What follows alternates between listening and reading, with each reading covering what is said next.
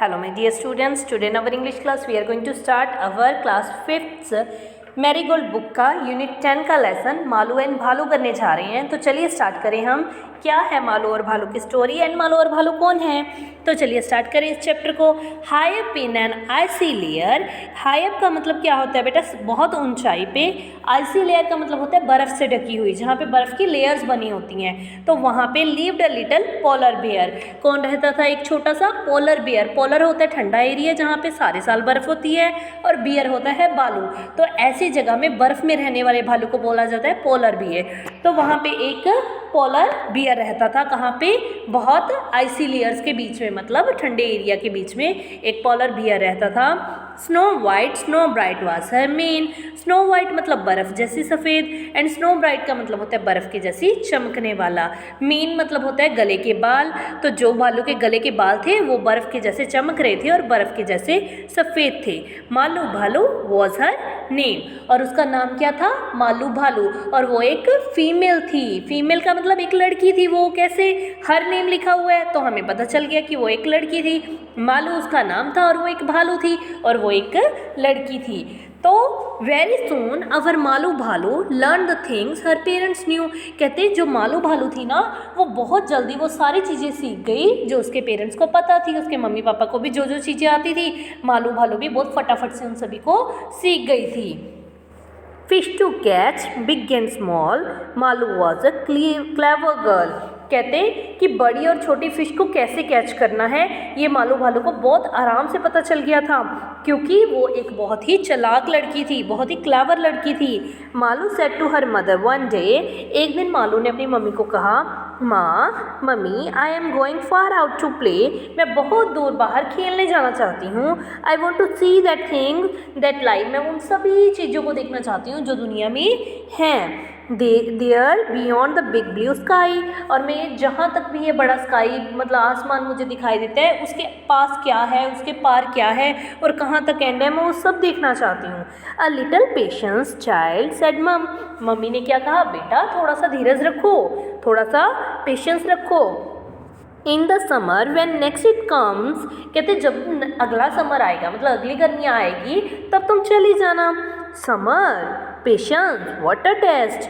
तो मालू ने क्या कहा? ओहो, कहती है समर, अगली गर्मियों तक वेट करना पड़ेगा, पेशेंस, धीरज रखो तब तक के लिए। कितना बड़ा टेस्ट ले रहे हो मेरा। तो उसने ये कहा। Malu simply could not rest. कहते जो मालू थी वो ऐसे ही आराम से रेस्ट नहीं कर सकती थी। First things first, Malu's mum claps Malu tight within her arms. तो कहते मालू की मम्मी ने कहा कि पहले वही चीज़ें करनी है बेटा जो पहले आपको ज़रूरी है। तो इसीलिए ये कहते हुए मम्मी ने मालू को ऐसे हक कर लिया अपनी आर्म्स में लेकर। देन शी सैड, तब उन्होंने कहा, हर वॉइस वॉज फर्म। जो मम्मी थी ना उसकी आवाज़ बहुत मजबूत थी, ऐसा लग रहा था कि मम्मी किसी भी हालत में नहीं मानेंगे। Now my dear you will have to swim. मेरी प्यारी बच्ची अब तुम्हें तैरना सीखना पड़ेगा। बट माँ, मालू ने क्या कहा? परंतु mummy, sad Malu, what do I know. मैं ये कैसे जानूंगी, मैं कैसे तैरूंगी? हाउ विल आई, मैं कैसे? I have never swam before. मैं इससे पहले कभी मैंने तैरना नहीं किया, मैं कभी नहीं तैराकी सीखी मैंने।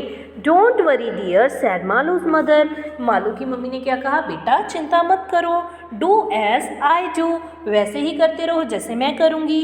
दैट्स ऑल, बस। शी एडवाइज्ड हर। उसने इस तरह से उसको, किसको? मालू को एडवाइस किया, मतलब उसको सलाह दी कि तुम जैसा मैं करूँगी वैसे ही करते रहना। She had no choice, no other way। तो अभी मालू के पास ना तो कोई चॉइस थी और ना ही कोई रास्ता था। Malu had to swim that day. उस दिन मालू को तैराकी सीखनी ही पड़ी, तैरना ही पड़ा। Tight she gripped her mother's hand. उसने बहुत टाइटली अपनी मम्मा का हाथ पकड़ लिया। ग्रिप का मतलब होता है कस लेना बहुत ज़ोर से। Into the water splash to land. अब वो पानी में कूद गई, किस लिए? तैराकी सीखने के लिए। Brave mothers, brave young daughter, doubt and fear she left behind her. कहते जो लड़की थी ना, जो मालू थी ना, वो बहुत ही ज़्यादा ब्रेव, बहादुर थी। किसकी तरह? अपनी मम्मी की तरह। उसकी मम्मी भी बहुत बहादुर थी और उसको जितनी भी शंकाएं थी, जितने भी डाउट थे और जितने भी डर थे मन में, शंकाएं होती है कि मैं कर पाऊंगी नहीं, और डर मैं डूब तो नहीं जाऊंगी, ऐसे, तो वो सभी उसने पीछे छोड़ दिया। वो भूल गई कि कोई डर भी है मुझे। Malu swam with all her might, और मालू ने अपनी पूरी शक्ति लगा दी तैरने के लिए। It did not matter wrong और राइट, उसको ये नहीं समझ में आ रहा था कि मैं सही कर रही हूँ गलत कर रही हूँ, बस वो वैसे ही करती जा रही थी जैसे मम्मी ने उसको समझाया था। But swimming came so naturally, but Malu बहुत जल्दी नेचुरली स्विमिंग करना सीख गई। मतलब एक तो होता है कि उसको सिखाने की जरूरत पड़ती है, उसको सिखाने की जरूरत ही नहीं पड़ी, जैसे ही वो पानी में गई उसको वैसे स्विमिंग होने लगी उससे अपने आप ही। Her mother knew this and all could see, उसकी जो माता जी थी, उसकी जो मदर थी मालू की, वो सब ये सारी चीज़ें वो जानती थी और वो सारी चीज़ों को देख भी रही थी।